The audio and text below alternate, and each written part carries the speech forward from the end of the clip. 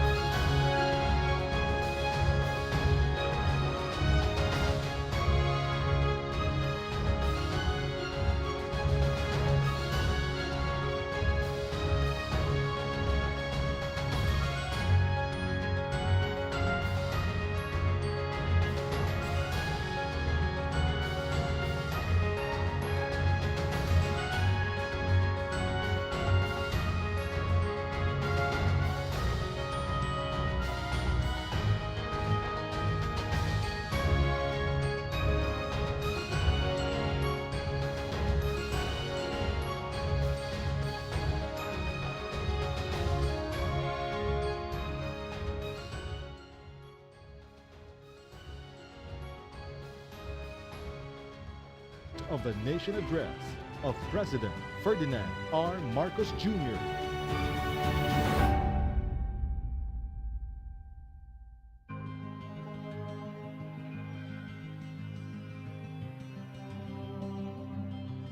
To my fellow Filipinos, ang aking mga minamahal na kababayan, batid ko na hindi madali ang ating pinagdaraanan sa nakaraang higit na 2 taon. Alam ko rin na ang bawat isa sa inyo ay ginagawa ang lahat ng inyong makakaya upang patuloy na harapin ang lahat na pagsubok sa kasalukuyan.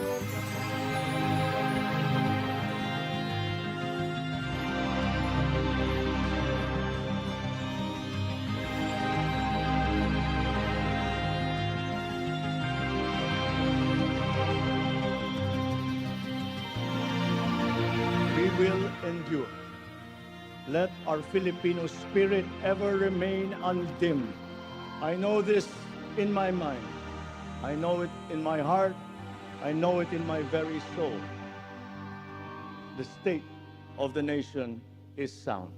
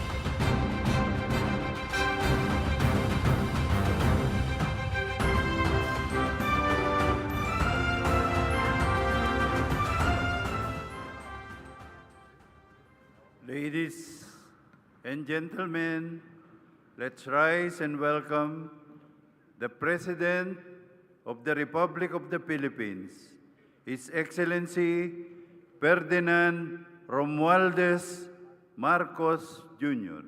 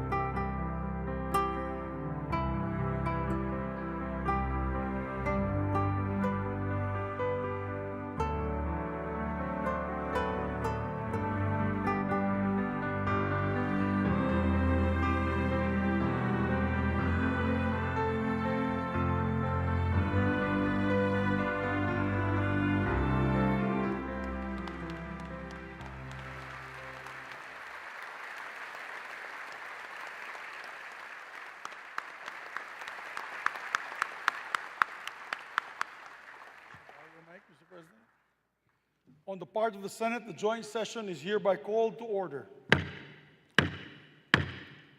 On the part of the House of Representatives, the joint session is called to order. Please remain standing for the singing of the Philippine National Anthem to be led by Ms. Lara Marie Moscardon Maige.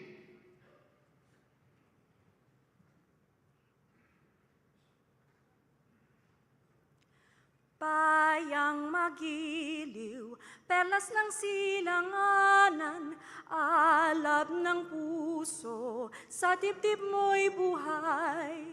Lupang hinirang, duyan ka ng magiting, sa manlulupig, di ka pasisiil, sa dagat at bundok, sa simoy at sa langit mong bughaw. May dilag ang tula at awit sa paglayang minamahal, ang kislap ng watawat mo'y tagumpay na nagniningning.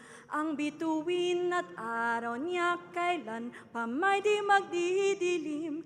Lupa ng araw ng luwalhatit pagsinta, buhay ay langit sa piling mo. Aming ligaya na pag may manghahapi, ang mamatay ng dahil sa'yo.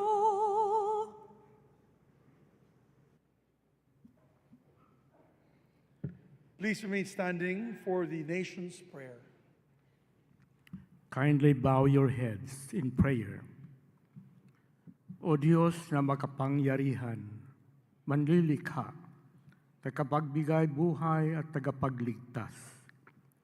Salamat po sa inyong paggabay sa buong sandaigdigan, lalo na sa pagkalinga sa sangkatauhan mula sa dumating na pandemya.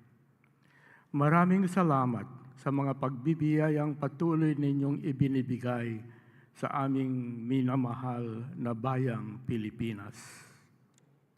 Bismillahirrahmanirrahim. Allahumma barik lana hadal ijtima. Sa pagtitipong ito, kasihan niyo po kami ng inyong banal na diwa at liwanag upang ang gawin ito ay magbunga ng ginhawa at kasiyahan sa pang-araw-araw na gawin ito, araw-araw na buhay na sambayanan. Salamat po sa muling pagsigla ng aming ekonomiya sa pag-unlad ng agrikultura at turismo, pag-inam ng education at pagkalahatan pang-agat ng ibang sektor ng serbisyo, production at pangangalakal na nagbibigay sa amin ng pagkain at kabuhayan. Rabbana atina fid dunya hasanatan wa fil akhirati hasanatan wa qina adhaban nar. Walhamdulillahi rabbil alamin. Salamat po sa matibay na bigkis ng aming pamilya at lipunan.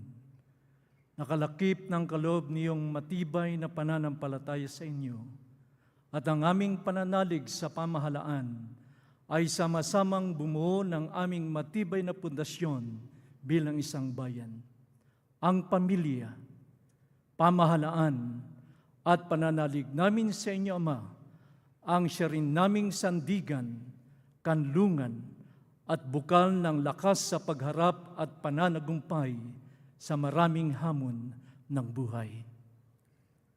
Salamat po sa pag-iral ng kapayapaan at kaayusan sa gitna at sa kabila ng iba't ibang pananaw, sa marubdob at masiglang diskurso ng aming demokrasya. Tulungan niyo po kami upang makamit ang mas malalim, matibay, malawak na kapayapaan sa ikabubuti ng lahat. Akayin niyo po kami sa pagpapaunlad panglalo ng ekonomiya upang makarating ang mas maraming biyaya sa bawat tahanang Pilipino. Kalakip nito, bigyan niyo rin po kami ng dunong at pagkakaisa sa pagharap at pangangasiwa ng hamon ng climate change. Maghari po kayo ng ganap ang inyong banal na diwa sa puso at isip ng aming mga mamamayan at mga pinuno, mga mambabatas, namamahala at mga hukom, 10 ng kanilang mga tauhan, upang ang buong katapatan, ang paglilingkod nila at kagandahang loob na manguna sila at maglingkod tungo sa mapayapa, makatarungan, maayos, maunlad, masagana at masayang pamumuhay ng buong sambayanan. Itinatalaga po namin ang gawain ito sa inyo pong mabunyi at dakilang pangalan.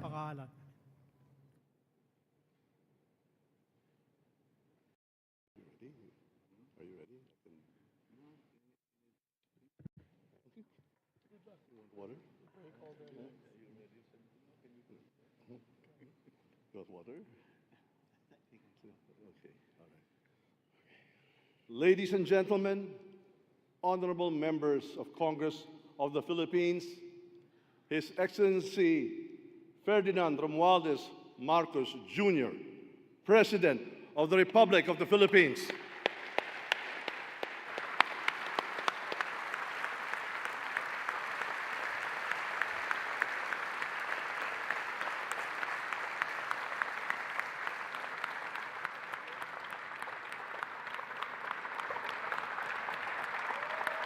Thank you.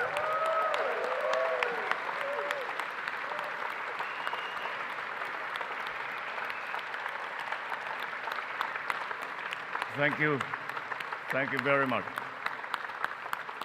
Allow me to greet Vice President Sara Zimmerman Duterte, the former presidents, our former presidents, President Joseph Ejercito Estrada and President Gloria Macapagal Arroyo, Senate President Juan Miguel Zubiri, and the honorable members of the Senate, House Speaker Ferdinand Martin Romualdez, and the honorable members of the House of Representatives, Chief Justice Alexander Gismundo, and the honorable justices of the Supreme Court, His Excellency, Most Reverend Charles John Brown, and the esteemed members of the Diplomatic Corps, Executive Secretary Lucas Bersamin, and the members of the Cabinet, First Lady Luis Araneta Marcos,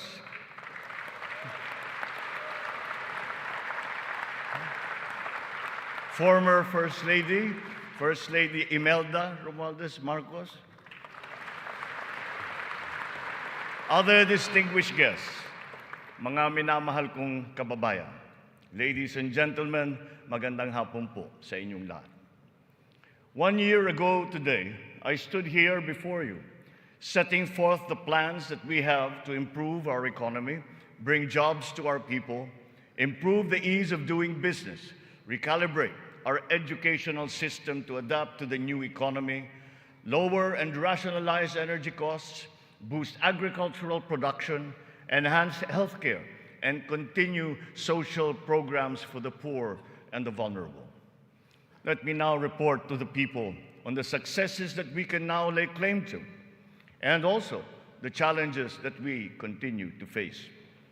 Last year, we emphasized certain strong headwinds that were confronting us along with the rest of the world in our post-pandemic economic recovery. And the biggest problem that we encountered was inflation. Maraming kaganapan sa mundo ang nakapagpagulos sa maayos na takbo ng pandaigdigang merkado. Bukod sa digmaan sa Ukraine, naroon ang patuloy na epekto ng pandemya. Pinalala pa ito ng pagbabawas ng produksyon ng mga bansang pinagkukuhanan natin ng langis. Nang tumaas ang presyo nito, nagsunura na rin ang presyo ng iba't ibang bilihin, ang gasolina, ang kuryente at ang pagkain. Ramdam sa buong daigdig, pati na sa Pilipinas, ang naging pagtaas ng mga presyo ng bilihin noong mga nakalipas na buwan. Sinuri nating mabuti ang sitwasyon. Sa tulong ng ating mga ekonomista, Nakapagbalangkas tayo ng mga polisiya na magsisilbing pundasyon ng ating ekonomiya sa mga susunod na taon.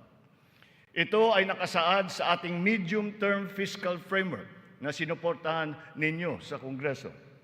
Kasabay nito ang paglulunsad ng mga estratehiya na mapalakas sa kakayahan ang ating mga kababayan at mga sektor ng ating ekonomiya. Nakakita po tayo ng magagandang resulta. While the global prospects were bleak, our economy posted a 7.6% growth in 2022, our highest growth rate in 46 years.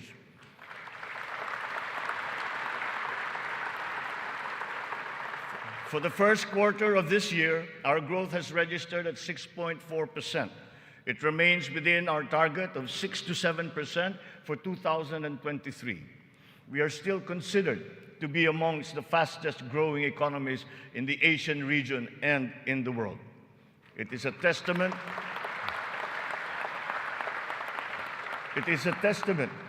to our strong macroeconomic fundamentals.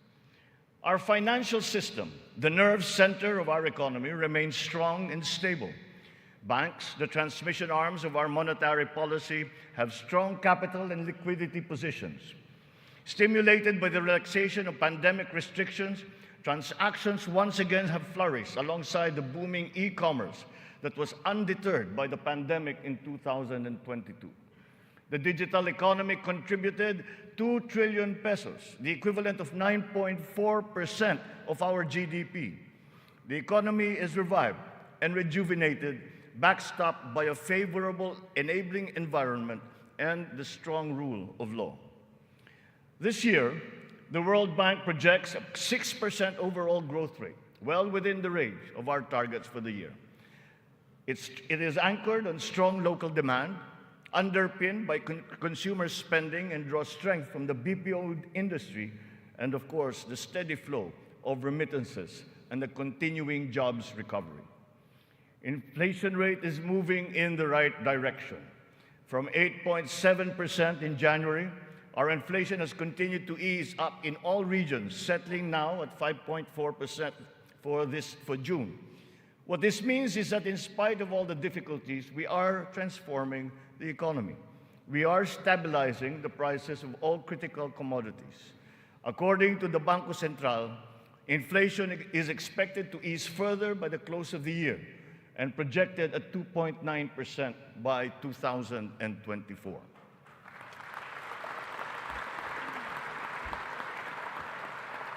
On matters of the economy, there are many things over which we have no control. But over those where we do have control, we are doing everything we can. Puspusan ang ating ginagawa upang pataasin ang produksyon ng ating ekonomiya. Pinapalago natin ang mga industriya. Dinadagdagan natin ang mga infrastruktura upang mas mapabilis ang daloy ng mga produkto at ng serbisyo.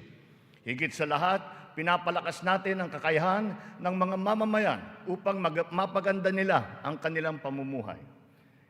Ito ang punot dulo ng ating Philippine Development Plan. Investments in public infrastructure and in the capacity of our people through food, education, health, jobs, and social protection remain our top priority. For this year, economic and social services were allocated almost 70% of the national budget.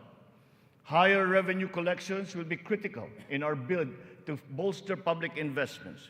Under our fiscal framework, we envision our tax and revenue efforts to further increase to up to 16.9% and 17.3% by 2028. Revenue generation has improved this year. From January to May, the Bureau of Internal Revenue has posted record collections amounting to 1.05 trillion pesos, an increase of almost 10% over the last year. For its part, the Bureau of Customs has also increased its collection by 7.4% for the first 7 months of 2023, amounting to 476 billion pesos. Since July 2022, we have seen increased revenues from PAGCOR of 47.9% and from the PCSO of 20%. We therefore seek, once again, the continued support of Congress to enact into law the policies and reforms under our fiscal framework. Sa mga nakalipas na buwan, nakita natin ang pagbaba ng presyo ng bilihin sa iba't ibang mga sektor. Napatunayan natin na kayang maipababa ang presyo ng bigas, karne, isda, gulay at asukal. Malaking tulong ang Kadiwa Stores na ating muling binuhay at inilunsad. Ang layunin ng Kadiwa ay pag-ugnayin ang mga magsasaka at ang mga mamimili. Walang iba pang namamagitan. Wala nang dagdag, dagastos at patong. Maganda ang kita ng magsasaka, nakakatipid din ang mga mamimili. Sa mahigit 7,000 kadiwa na idinaos sa buong Pilipinas, 1.8 million na pamilya ang nakinabang sa mababang presyo ng bilihin. Sa kabuuan, halos 700 milyong piso ang naging benta ng mga ito na nakapagbigay ng hanap buhay sa mga membro ng mahigit 3,000 na kooperatiba at samahan. Maganda ang nakita nating resulta, kaya papalawigin pa natin ang Kadiwa sa buong bansa. Kamakailan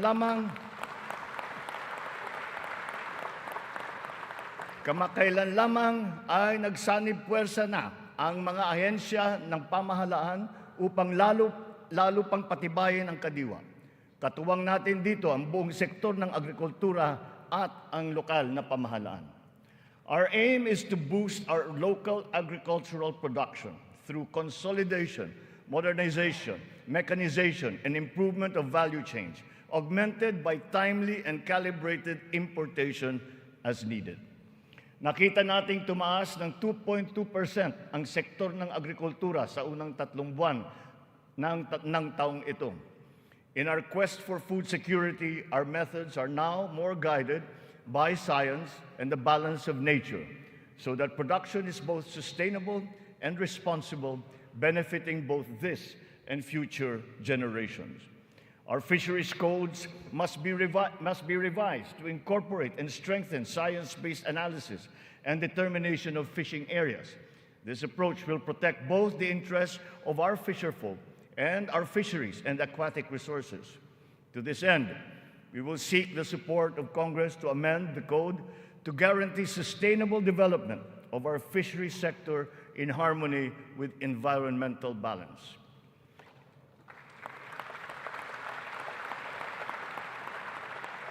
Ipinagbubuklod natin ang mga magsasaka sa pamamagitan ng farm and fisheries clustering at mga livestock multiplier farms. 300 cluster na ang ating natukoy na binubuo ng halos 700 kooperatiba at may lawak na mahigit na 200,000 hektarya ng bukirin.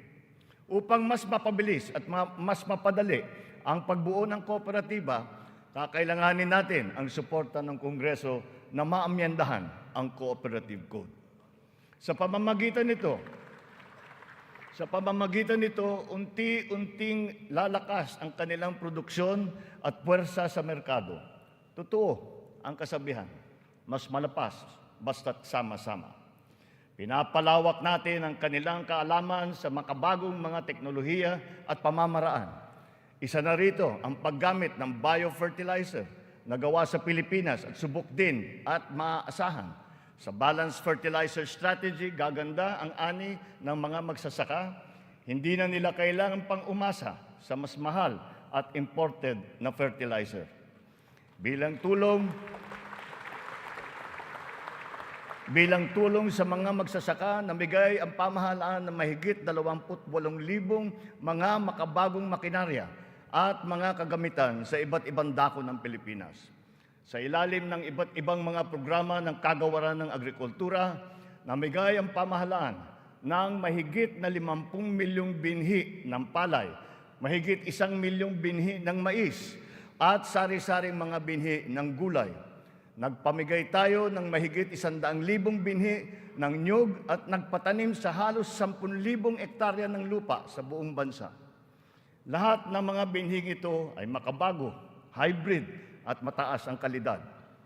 Sa naging pagtaas ng presyo ng gasolina at pataba, Nagdala ng kaunting ginhawa ang mga fuel at fertilizer discount vouchers na ating pinamigay sa mga nahihirapang magsasaka.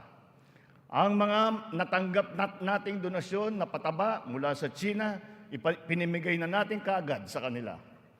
Isa sa mga dahilan ng pagtaas ng presyo ay ang mga smuggler, mga hoarder at mga nagmamanipula ng presyo ng produktong agrikultural.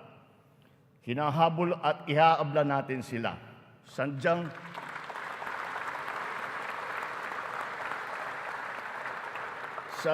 hindi tama ang kanilang gawain at hindi rin ito tugma sa ating magandang layunin. Pandaraya ang kanilang ginagawa. Napapahamak hindi lamang ang mga magsasaka, kundi tayo rin mga mamimili. Kaya hindi natin papayagan ang ganitong kalakaran. Bilang na ang mga araw ng mga smuggler at hoarder na yan.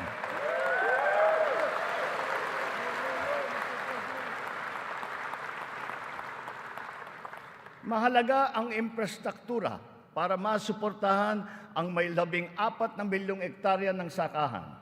Inayos natin ang geo-agri-map ng mga farm-to-market roads ng buong bansa upang maidugtong mabuti ang mga sakahan sa mga pamilihan. Alinsunod dito, karagdagang 600 kilometro ng mga FMR ang ating nilatag sa iba't ibang panig ng bansa. Binigyan din natin ng patubig ang mahigit na 49,000 hektarya ng bukirin sa buong Pilipinas. Nagpagawa tayo ng halos 4,000 mga karagdagang fabrication lab, production at cold storage facility na magagamit ng lahat. Sa tulong ng Kongreso, nakapagpatayo tayo ng 24 na multi-species hatcheries upang maparami ang produksyon ng mga isda. Nakabantay tayo sa anumang banta ng mga sakit at peste na maaring dumapo sa mga pananim at alagang hayop. Malapit na tayong magkaroon ng mga epektibong gamot at bakuna labang sa mga ito. Samantala, pinapalakas natin ang biosecurity levels ng mga alagang hayop bilang panlaban sa sakit. Tayo rin ay naghahanda sa El Niño na nagbabadyang tumama sa mga darating na buwan. Nagsimula na tayong maghanda at ang mga buffer stock at ang mga kagamitang patubig ay hinahanda na. Kung kinakailangan, magsasagawa pa tayo ng cloud seeding upang makapagdala ng ulan. Kasabay ng lahat na ito, hinihimok din natin ang ating sambayanan na magtipid ng tubig para sa malawakang paghanda sa banta ng tagtuyot. Tulad ng ating ipinangako, ipinagpatuloy natin ang reformang pansakahan. Mahalagang haligi ito ng sektor ng agrikultura na ating inaayos. Nitong nakalipas na taon, mahigit 70,000 titulo ng lupa ang ginawad sa mga benepisyaryo ng reformang agraryo.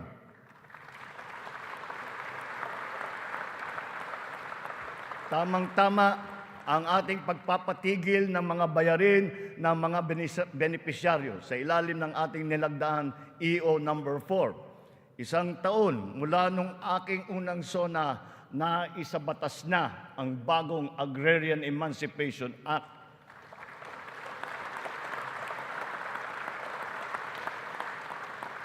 Dahil dito, ang 57 billion piso ng utang na pinapasan ng mahigit 600,000 benepisyaryo ay tuluyan ng nabura.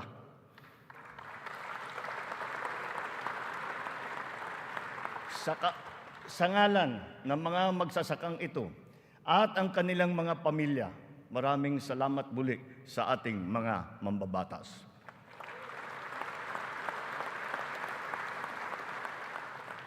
Ang tubig ay kasing halaga rin ng pagkain. Kailangan natin tiyakin na may sapat at malinis na tubig para sa lahat at sa mga susunod na salinlahi.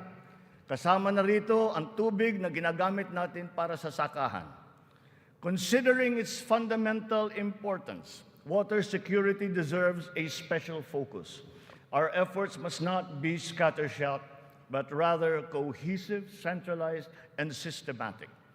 So given that urgency, we have created the Water Resources Management Office to specifically handle the delicate job involving this most precious resource. Nakikipag-ugnayan tayo sa Kongreso upang maipasa ang batas para sa pagbuo ng isang Department of Water Resource Management.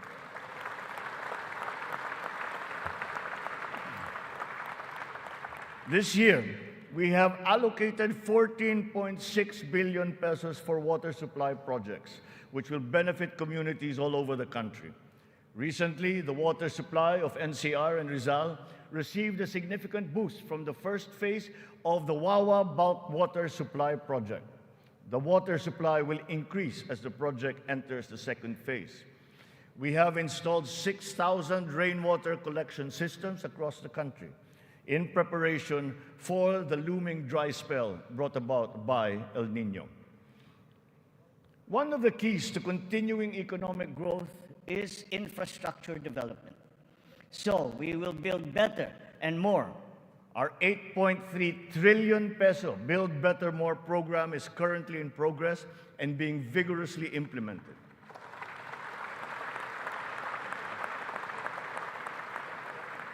Ang buong bansa ay makikinabang sa 174 na proyekto sa ilalim ng programang ito. Hindi lamang natin pinapagpatuloy ang mga nasimulan ng mga proyekto, lalo pa natin pinapalawak.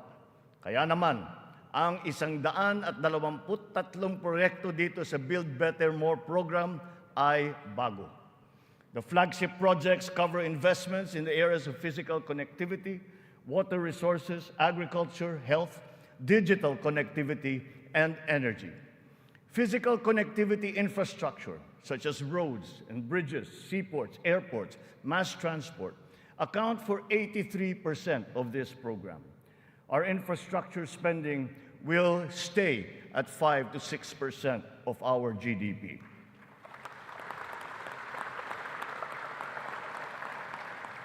The underlying logic to our infrastructure development is economic efficiency. We are opening up all gateways to mobilize goods and services at less cost and in less time, and ultimately to drive the economy forward. Our road network plans must link not only our 3 major islands, but all prospective sites of economic development. The 1,200-kilometer Luzon Spine Expressway Networks program will effectively connect Ilocos to Bicol from 20 hours to just 9 hours of travel.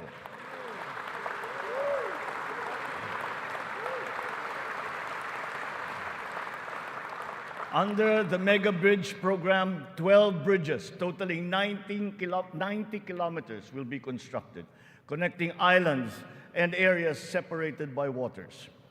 The program notably includes the Bataan-Cavite Interlink Bridge and the Panay-Guimaras-Negros Island bridges, each spanning 32 kilometers, and also the Samal Island Davao City Connector Bridge. As of June this year, we have constructed, maintained, and upgraded more than 4,000 kilometers of roads and around 500 bridges across the country. Crucial airport and port development projects across the country have also been completed, including Cebu Pier's 88 Smart Port and the new passenger terminal buildings of Clark Airport and the Port of Calapan. We initiated several railway projects with a total length of more than 1,000 kilometers. Notably, the southern leg of the north-south commuter railway system is now in full swing. In a few years, travel from Pampanga to Laguna will be reduced from 4 hours to just 2.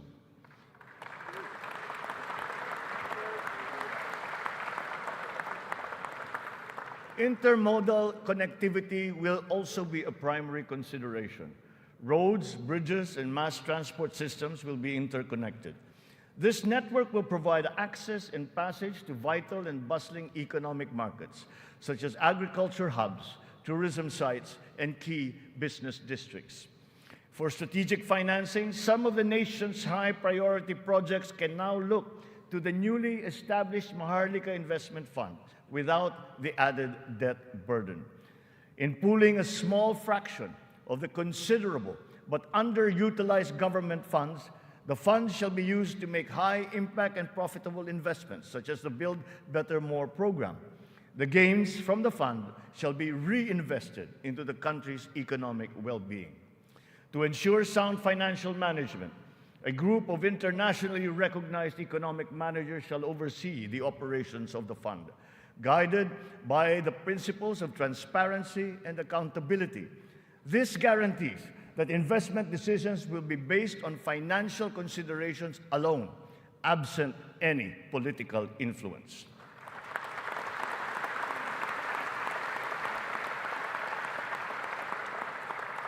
The funds for the social security and public health insurance of our people shall remain intact and separate. Owing to favorable market conditions, the price of crude oil has stabilized. Since last year, gasoline and diesel prices have gone down by 18% to 29% respectively. We have built 8 new additional power plants. This brings to 17 the total number of power generation facilities that have been switched on across the country since last year, substantially increasing our energy production by 1,174 megawatts. Alongside power generation, we are also as relentless in pursuing total electrification. Since my assumption into office, almost 500,000 homes have been given access to electricity. We will spare no effort to achieve full household electrification by the end of my term. 100% is within our reach. When it comes to energy, renewable energy is the way forward.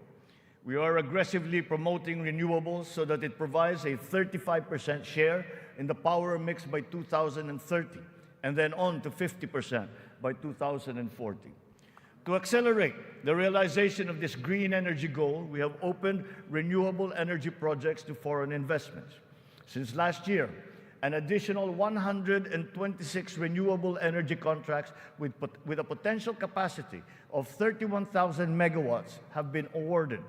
To date, we have over 1,000 active projects spread all over the country. 299 of these are solar, 187 are wind, 436 are hydroelectric, 58 biomass, 36 geothermal, and 9 are ocean-powered. The Malampaya project has been a boon to our country, energizing 20% of Luzon. The renewal of the contract guarantees continued revenues and energy production for another 15 years.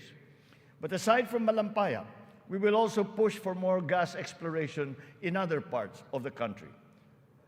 The national government has also partnered with the BARM in regard to energy exploration and development, and also its utilization within its territorial jurisdiction. We therefore expect to see renewed investor interest in its promising sites. We finally have a unified national grid with the interconnection of the Luzon, Visayas, and Mindanao grids. The one grid, one market will enable more efficient transfers and more competitive pricing of electricity throughout the country. However, 68 grid connections are much delayed, according to the ERC's count. We are conducting a performance review of our private concessionaire, the National Grid Corporation of the Philippines. We look to NGCP to complete all of its deliverables, starting with the vital Mindanao, Visayas, and Cebu Negros Panay interconnections. Habang pinapabuti natin ang lagay ng ekonomiya, pinapalakas din natin ang kakayahan ng Pilipino. Ito ay sa pamamagitan ng mahalagang armas ng edukasyon, magandang kalusugan at trabaho. Malaking bahagi ng pondo ng pamahalaan ay inilaan para sa mga ito. Sa ating pagtahak sa kaunlaran, walang mamamayang Pilipino ang maiiwanan. Para sa atin, ang bawat buhay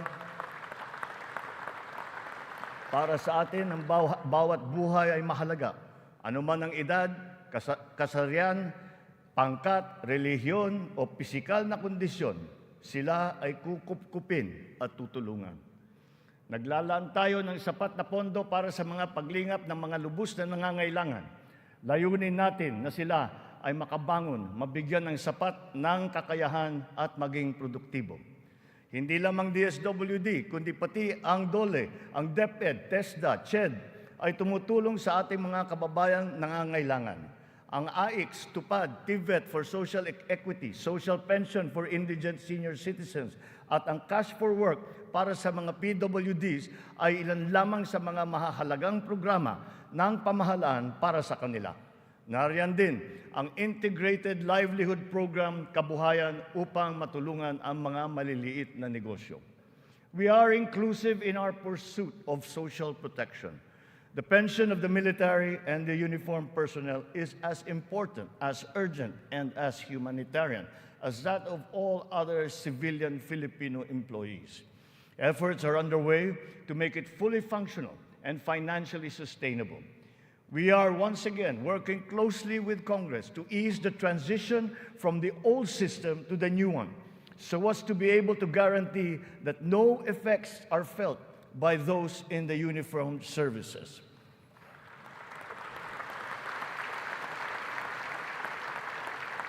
Nagsisimula ang lahat sa edukasyon. Ito ay para palakasin ang isip at kakayahan ng bawat Pilipino. Ang ating butihing Vice Presidente, na kalihim din ng kagawaran ng edukasyon, ay tumutulong upang tiyakin na ang bawat batang Pilipino ay mabibigyan ng nararapat at kalidad na edukasyon.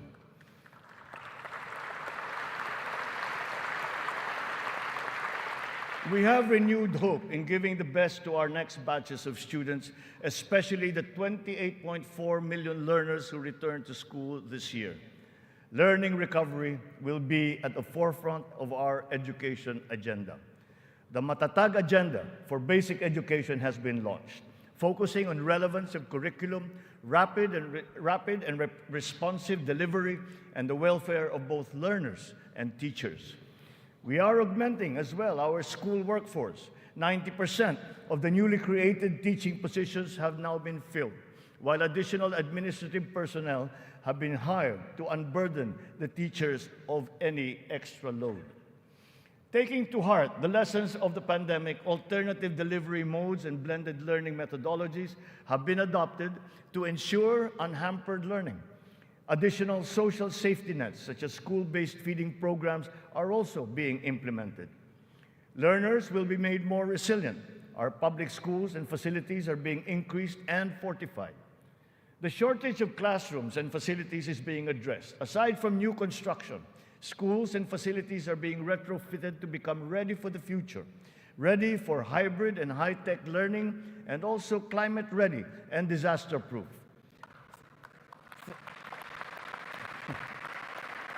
Through the DepEd Partnership Assistance Portal, private sector partners continue their assistance in the rehabilitation and improvement of schools as part of their corporate social responsibility programs. We are recalibrating the K-10 curriculum to ensure that it is always relevant, responsive, and at par with international standards.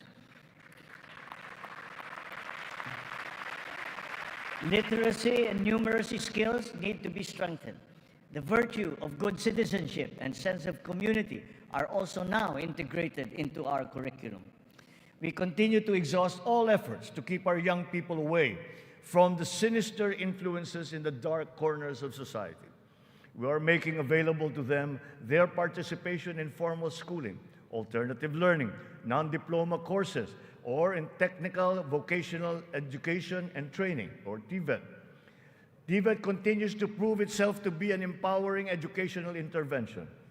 There are many examples of how its graduates have gone on to secure competitive technical jobs. Since last year, more than 1 million Filipinos graduated from the TVET, one-third of whom were TESDA scholars. More and more of our higher education institutions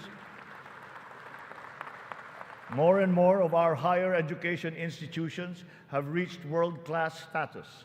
This year, 52 Philippine HEIs have been included in the World Universities rankings compared to just 15 last year.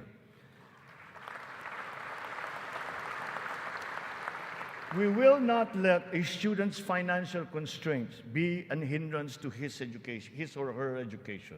We have activated social safety nets, such as skills development training and youth employment programs. Tertiary education in state universities and colleges will remain free for our qualified students.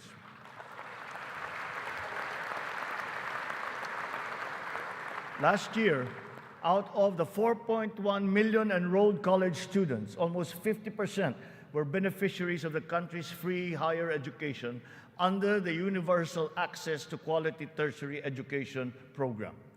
Deserving and talented students without the financial capacity to attend school will not be left behind in this education agenda. A culture of innovation, working hand in glove with a culture of entrepreneurship, must be fostered. This is Philippinovation. Science and technology, especially R&D, will be at its foundation. The DOST leads the development of our capabilities in science, technology, and innovation. Science and technology-related scholarships are made available for the talented and technically gifted students from high school all the way to graduate school. To address the challenge of staying at the cutting edge of technology, 44 renowned Filipino scientists in diverse areas of expertise have returned home under the Balik Scientist program. They will undertake research in various priority fields and will be supported by upgraded facilities and R&D funding.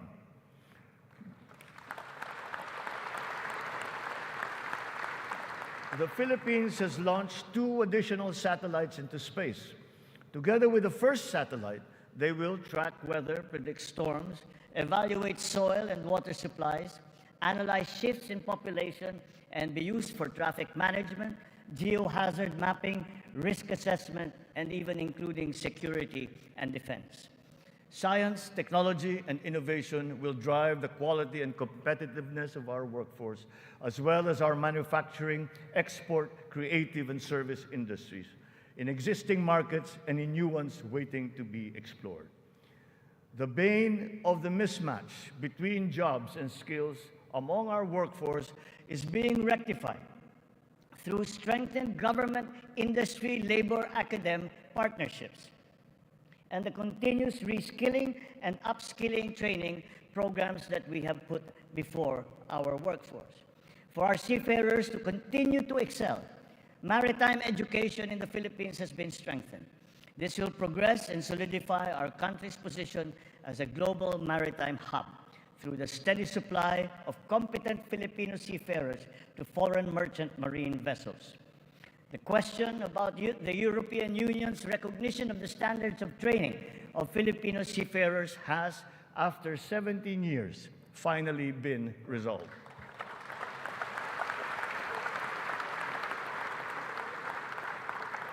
This development now effectively maintains the Filipino seafarers' distinct competitive advantage in the global shipping labor market. To address the current shortage of healthcare professionals in our country and to help us achieve our goal of universal healthcare, we are greatly expanding our medical and nursing education programs. We will push the envelope even further.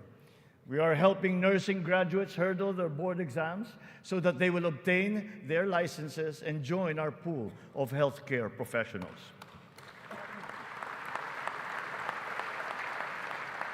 Ang kalusugan ang ikalawang armas para sa lakas ng pangangatawan ng bawat Pilipino. Isinusulong natin muli ang kalusugan ng Pilipino.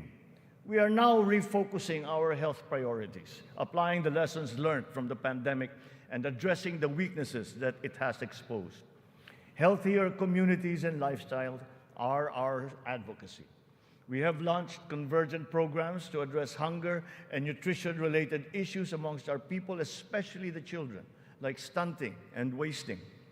Last week, we introduced the pilot food stamp program, which seeks to supply the nutrition needs of the million most food-poor Filipinos. The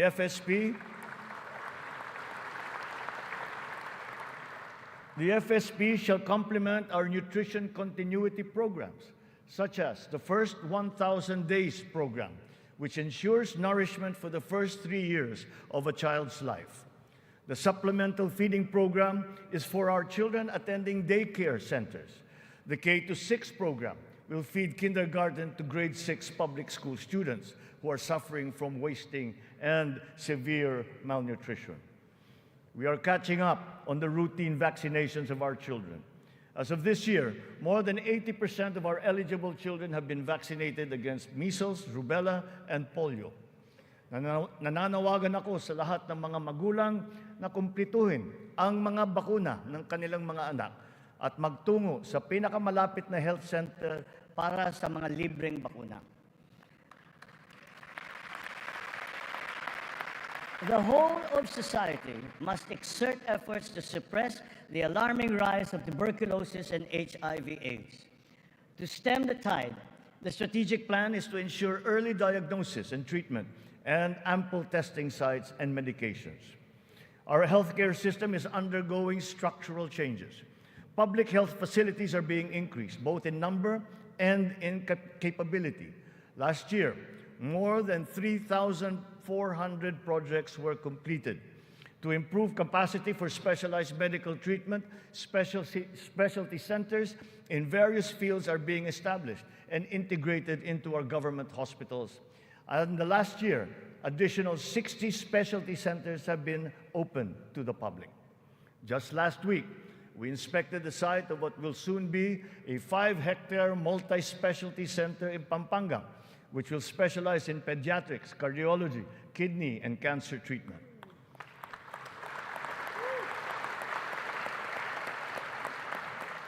We are working for a more direct, efficient delivery of services through integrated primary care providers and networks in partnerships with the LGUs and our partners in the private sector. These shall, of course, be supported by what is now a better and more efficient PhilHealth. Ang presyo ng mga mahalaga at pangunahing gamot ay bumaba ng humigit kumulang ng 40%. Mayroon ding iba na bumaba na hanggang 70%. Aside from the maximum retail price regulation being implemented, strategic VAT exemptions also lowered the prices of 59 essential medications such as those for cancer, diabetes, hypertension, kidney disease, and mental illness. Palapit na tayo. Palapit na tayo sa hangarin na ang lahat ng Pilipino ay makakakuha ng serbisyong pangkalusugan. Sa ngayon, mahigit 93% na ang kasapi sa PhilHealth. Sa pinagandang konsulta package ng PhilHealth, 21 klase ng mga gamot at 13 laboratory service ang ibibigay ng libre. Ngayon, meron na tayong mahigit 2,000 konsulta center sa buong bansa. Ang bilang na ito ay mas marami ng 35% mula nung nakalipas na taon. Upang mas lalo pang makatulong sa mga pasyente, ang dating 70 libreng dialysis session ay inakyat na natin sa 156.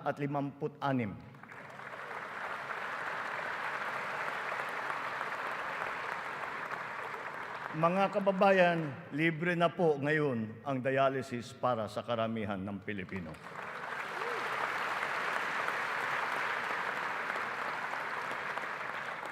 Noong nakalipas na taon, mahigit 3.4 milyon na Pilipino ang nabigyan ng tulong sa ilalim ng Medical Assistance for Indigent Patients program ng DOH. Tinutugunan natin ngayon ang ating kakulangan sa mga doktor at mga nurse sa pamamagitan ng mga reforma sa edukasyon, patuloy na pagsasanay at paniniguro sa kanilang kapakanan. Naglagay po tayo ng doktor sa halos 200 munisipyo sa bansa. Lalagyan natin din ng doktor ang natitirang 19 na bayan na wala pang doktor. Upang masuklian naman natin ang naging sakripisyo ng ating mga health workers sa pribado at pampubliko ng mga ospital nung nakaraang pandemya, ipapamahagi na sa kanila ang kanilang COVID Health Emergency Allowance at iba pang mga nabinbing benepisyo.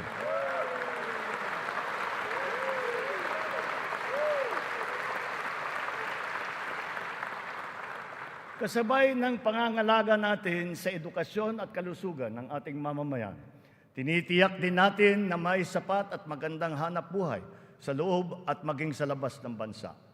As of May this year, our employment rate rose to 95.7%, clear proof of the improvement from the severe unemployment that we experienced during the height of the pandemic. Employment then was at a low of 82.4%. But even with our current high level of employment, we must do more. We will generate additional jobs for the remaining 4.3% of our workforce, as well as for the 11.7% underemployed Filipinos seeking better employment opportunities. Under the banner of our fast-growing economy, we are aggressive in our investment in business promotions and facilitations.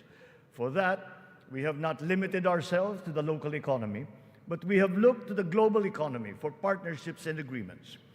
Our independent foreign policy, a friend to all and enemy of none, has proven effective. We have formed strategic alliances with our traditional and newfound partners in the international community. We have embarked on foreign trips to promote the interest of the country for peace building and for mutually beneficial purposes.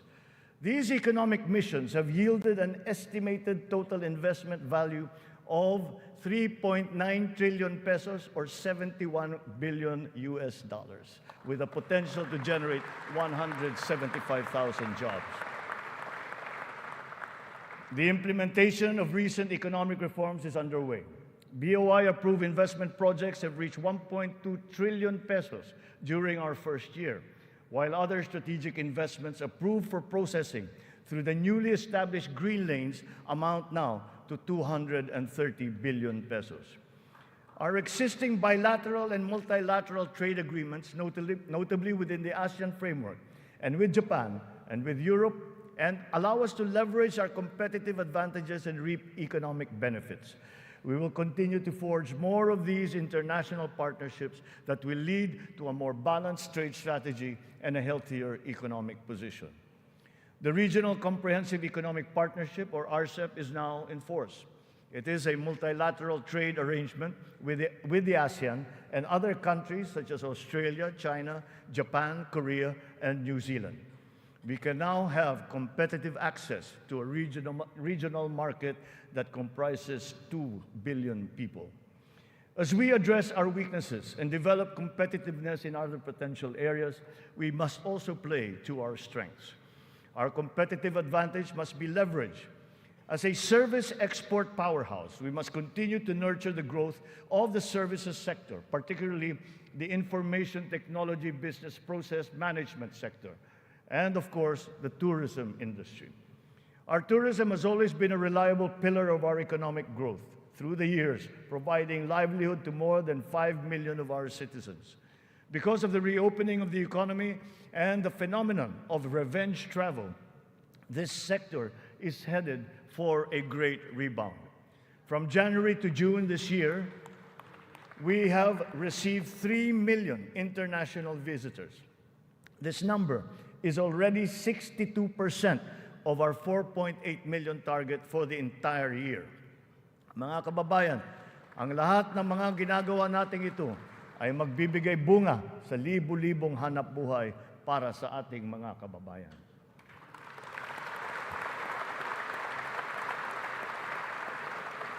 To create these investment opportunities, we must ensure that an enabling business environment is in place, that there is peace and order, and that the rule of law governs.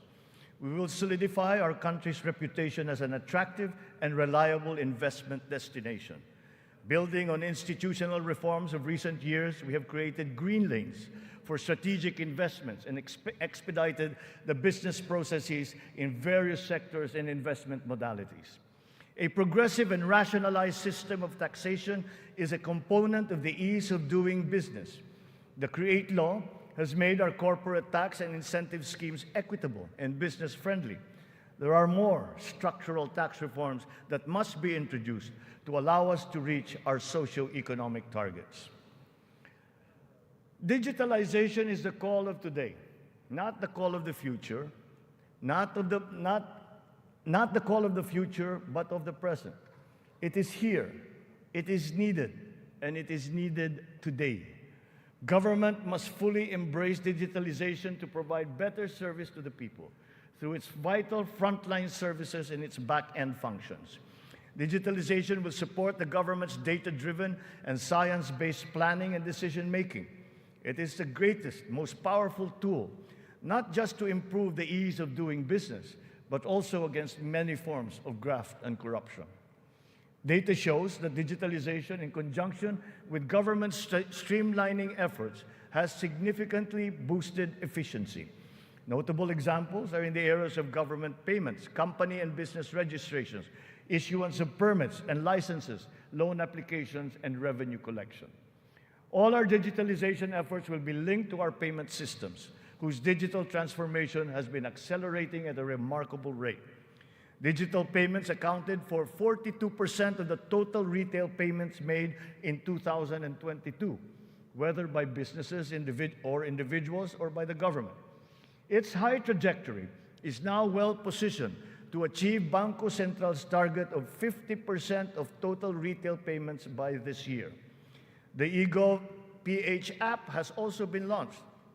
As envisioned, all key government services are to be integrated into the single and centralized mobile app for the convenience of the general public. The national ID system will be at the core of this digitally transformed network of government services. It will fundamentally change the lives of each Filipino. At 87% total registration, we are now closer to establishing a complete, accurate, and reliable digital database of our own for the entire population. This has already been integrated into the eGov PH app and can be now accessed by our citizens. Consistent with this transformative policy direction, all government offices must then ensure that their vital services are digitalized immediately. In response to this call, the Department of Migrant Workers launched last week the Department of Migrant Workers Mobile to make the journey of our overseas Filipino workers easier. Because of system upgrades, our internet speed has improved. As of June of this year, our fixed broadband speed ranks 47th amongst 180 countries. This ranking is 11 places higher than it was last year. Our mobile internet speed is now ranked at 83 out of 142 countries, which is 8 places higher than it was last year. There will be more improvements as our internet infrastructure undergoes further upgrades. Early this year, Starlink went live in the Philippines, now providing high-speed satellite broadband connectivity. Our national fiber backbone and broadband ng MASA projects will also deliver high connectivity and high-speed internet. We are prioritizing geographically isolated and disadvantaged areas. The DICT has been directed to consolidate all these digitalized government services into the eGov PH app, to establish the National Government Portal and the Philippine Business Data Bank to improve the internet speed in our country. With our e-commerce roadmap firmly in place, we are poised to take this digitalization drive further and beyond, utilizing e-commerce to take full advantage of new technologies. The first bill that I signed into law was the SIM Registration Act, because we are mindful of the risks and vulnerabilities that can lead to negative consequences. Digital users and consumers shall be protected from identity theft, phishing, other online scams through essential systems and safeguards, such as cybersecurity, data privacy, consumer complaint mechanisms, and financial literacy campaigns. The trainings necessary to ease the transition of those whose jobs will be affected by the shift to digitalization are also now being included in the curricula and programs offered by TESDA, DICT, and other agencies of government. It is our wish that one day foreign employment will be driven by choice, not by necessity. It remains a noble calling that our OFWs have answered, requiring great sacrifice from them, their families, and their communities. We are engaging with our partners in the international community to ensure a safe working environment for our countrymen.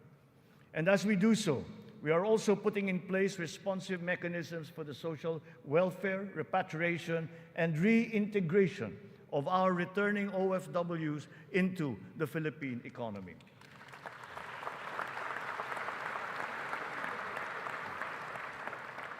As the world economy reopens, we are witnessing a rise in overseas Filipino deployment.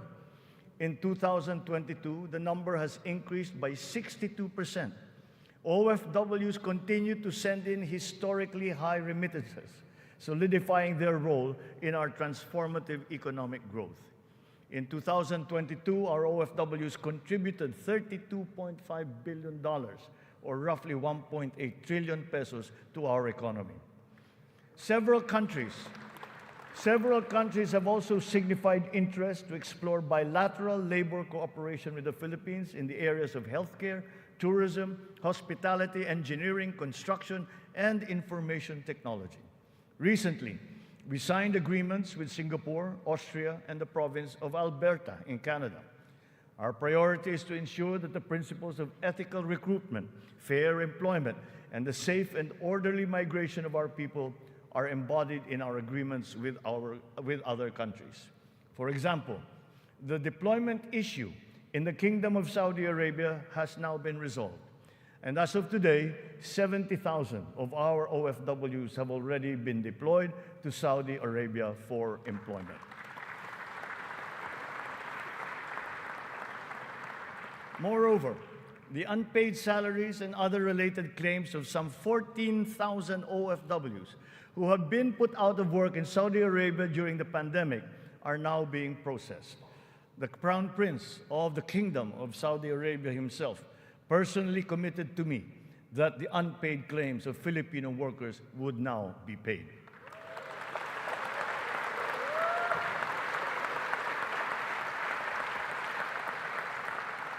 The continued employment of some 50,000 workers and the deployment of many more Filipino seafarers aboard EU vessels has also been assured.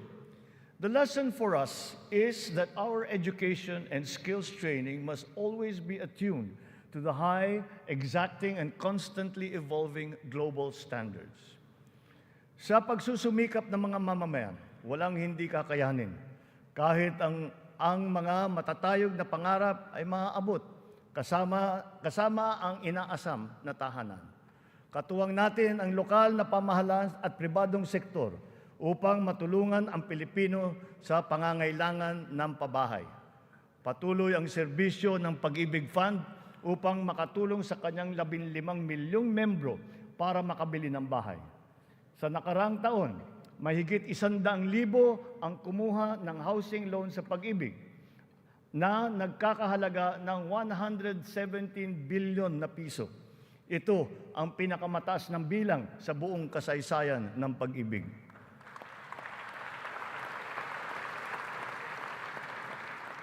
Itong nakalipas na taon, mahigit 148,000 na kabahayan at mahigit 30,000 mga Certificate of Eligibility of Lot Award ang naipamahagi sa Luzon, sa Visayas at sa Mindanao sa ilalim ng sari-saring mga programang pabahay ng pamahalaan.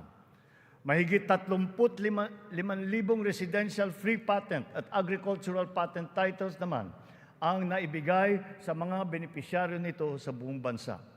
Hindi pa dito natatapos. Papalawigin pa natin ang ating programa sa abot-kayang pabahay, lalo na para sa mga mahihirap nating kababayan. Itong nakalipas na taon, inilunsad natin ang pambansang pabahay para sa Filipino Housing Program o 4PH. Nagkaroon na tayo ng groundbreaking sa 25 lugar sa iba't ibang bahagi ng bansa. Nagpirmahan na rin ng kasunduan upang simulan ang mga proyekto sa mahigit 100 lokasyon. Kung susumahin natin ito, mahigit 1 milyong kabahayan ang maialay natin sa ating mga kababayan sa buong bansa.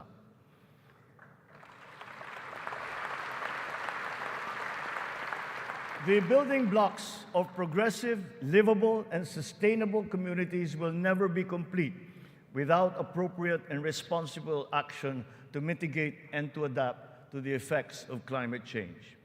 We can never lose sight of our responsibility to the future. The economic agenda cannot and will not ever be incompatible with our climate change agenda.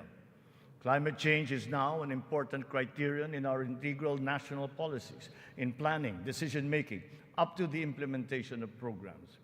The potential advantages of such enlightened policies extend to jobs and livelihood, with the unlocking of the development of the green and blue economies. We have learned many painful lessons from past disasters, but we continue to be alert and prepared in our disaster response. It has in fact been commented that sometimes we are over-prepared for such natural disasters. Well, to continue that, we are reorganizing our response teams to make them more adaptable, agile, and effective in times of calamities and crises, with a clear unity of command.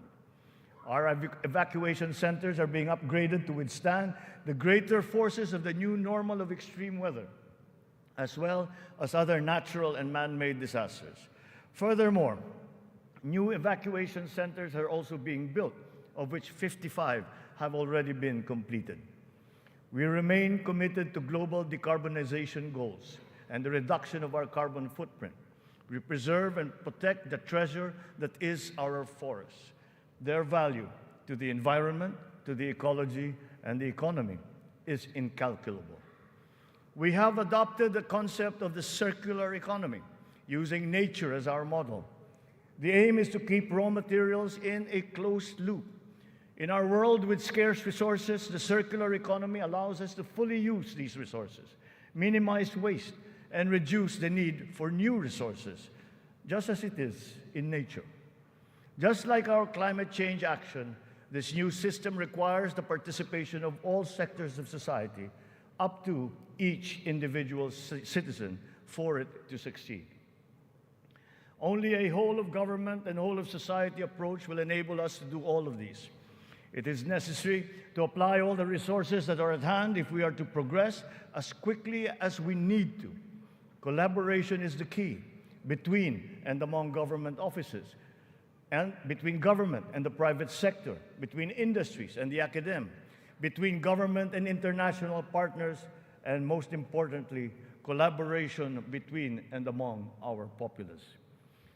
Kakailanganin natin ang tulong at kakayahan ng buong pamahalaan at ng buong bansa.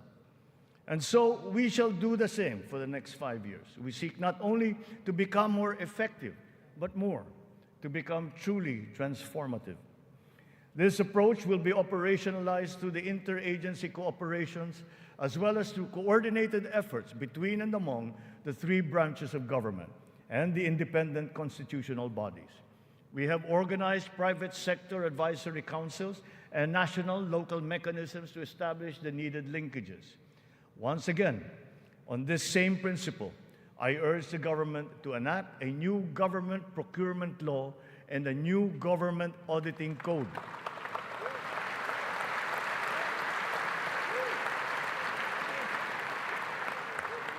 This to make government procurement and auditing more attuned to these changing times. We will give effect to the mandate of the Constitution and the Local Government Code as clarified by the Supreme Court very soon.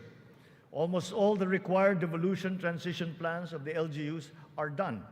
To fully prepare them for optimal devolution, the necessary technical and financial assistance is being extended to our local governments. In everything that we do, the enduring Filipino quality of bayanihan will still be our guide.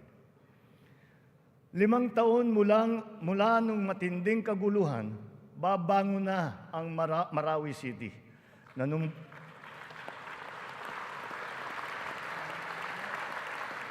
Nanunumbalik na ang sigla sa pamayanan, maraming proyekto ang nakumpleto at mga infrastrukturang naitatayo.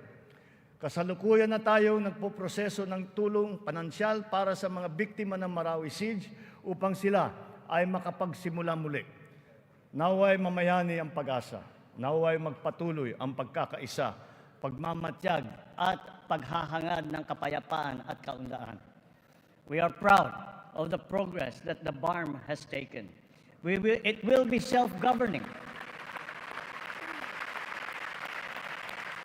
It will be self-governing, it will be progressive, and it will be effective. But this was only made possible because of the cooperation of all key groups. We talked to the local governments, the royal families, the MNLF, the MILF. We're all consulted and represented in this transition phase. The international community has also supported us in this smooth transition. Former adversaries are now partners in peace. Its functions have been defined, and its basic laws are now being written. Through the BARM, we have strengthened the nation's prospects for finally achieving sustainable progress anchored on a true and lasting peace in southern Philippines. We will continue to support the progress of the BARM, apace with our singular vision for all Filipinos.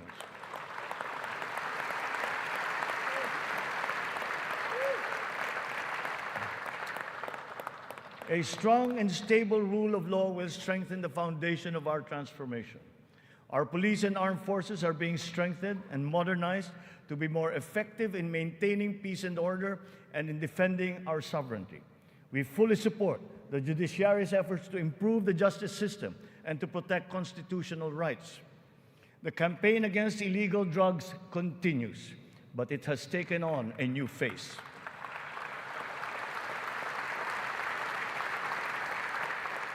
It is now geared towards community-based treatment, rehabilitation, education, and reintegration to curb drug dependence amongst our affected citizenry. Last year, we launched the Buhay Ingatan, Droga'y Ayawan, or BIDA program, and established an additional 102 Balay Silangan Reformation Centers nationwide. We will relentlessly continue our fight against drug syndicates, shutting down their illegal activities,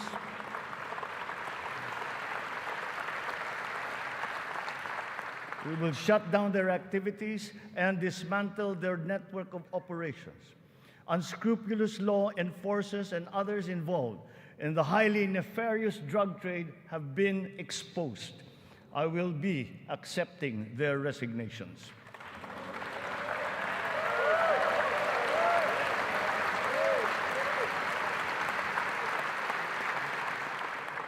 In their stead, we will install individuals with unquestionable integrity who will be effective and trustworthy in handling the task of eliminating this dreaded and corrosive social curse. We cannot tolerate corruption or incompetence in government.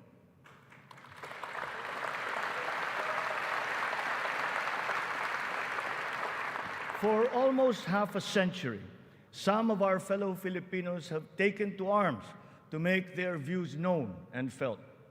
We are now at a point in our history when their armed struggle has evolved.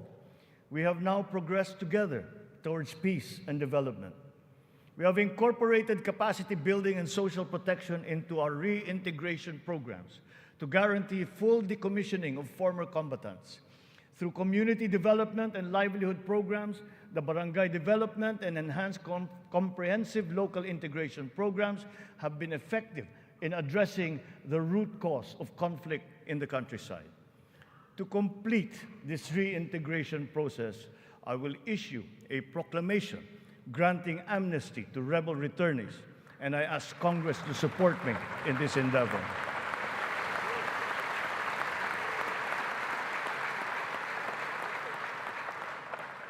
Our journey to progress requires not only unity and social cohesion amongst our people. It is also imperative that our nation remains intact and inviolable, our sovereignty preserved. We will protect our sovereign rights and preserve our territorial integrity in defense of a rules-based international order.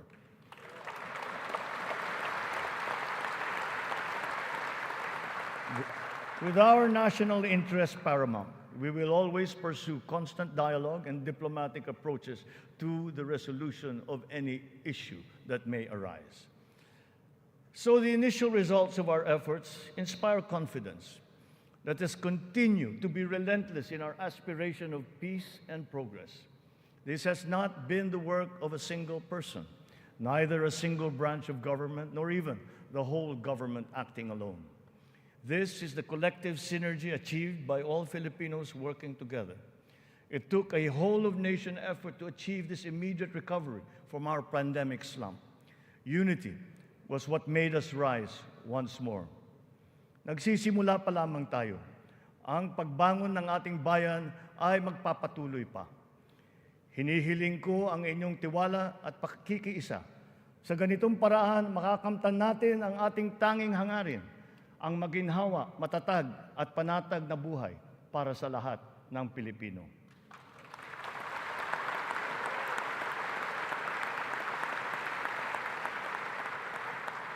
Makikipagtulungan tayo ng mabuti sa Kongreso para sa mga mahahalagang batas na kinakailangan para sa ating tuloy-tuloy na pag-ahon. And once again, I appeal to Congress for its support for the following priority legislations. The essential tax measures under our medium-term fiscal framework, such as excise tax on single-use plastics, VAT on digital services, rationalization of mining fiscal regime, motor vehicle users charge, road users tax, the military and uniform personnel pension, amendment of the Fisheries Code, amendment of the Anti-Agricultural Smuggling Act, amendment of the Cooperative Code, new government procurement law, new government auditing code, anti-financial account scamming, Tatak Pinoy law, the Blue Economy law, ease of paying taxes, LGU income classification, and the Philippine Immigration Act. In the past year, it has been a source of great hope and optimism to me to now know that there is an enormous pool of highly competent and dedicated workers serving in our government. It is up to us to provide good leadership and guidance. They love the Philippines and have responded to our call.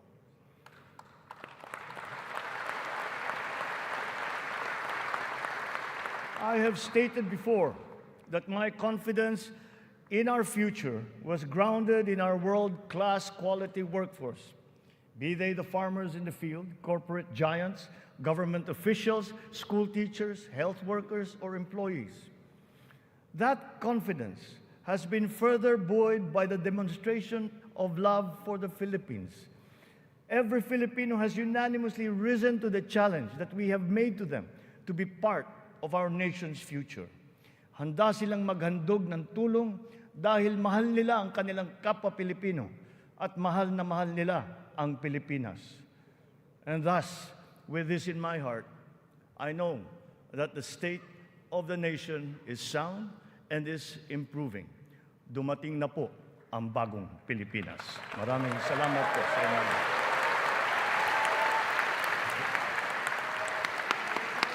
Yes.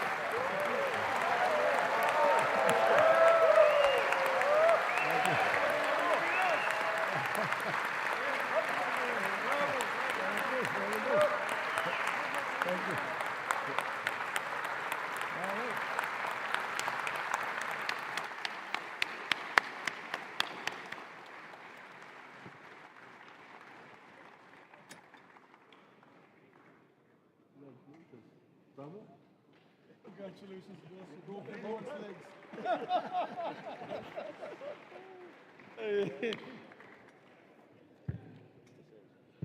On the part of the Senate, the joint session is adjourned. On the part of the House of Representatives, the joint session is adjourned.